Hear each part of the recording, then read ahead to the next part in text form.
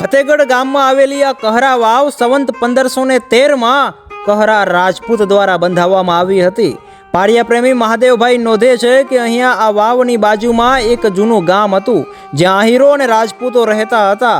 આ વાવ કહેરાજી રાજપૂત જે ચાંદ શાખના ગોહિલ હતા તેમને આ વાવ બંધાવી હતી। હાલમાં તેમના નામે આ વાવ કહેરા અથવા કેસરા વાવ તરીકે ઓળખાય છે। કહેરાજીની સમાધિ હાલમાં બાજુમાં આવેલા મોમાઈ માતાજીના મંદિરના પાછળના ભાગે આવેલી છે। આ વાવ વિશે વાત કરીએ તો આ વાવ 25 ફૂટ ઊંડી અને 15 પગથિયા ધરાવે છે।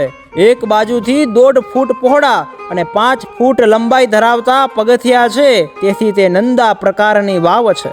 સેલોરમાં થોડા પગથિયા પછી પથ્થરના ખડક વાટે જ વર્તુળાકાર કૂવા સુધી જઈ શકાય છે।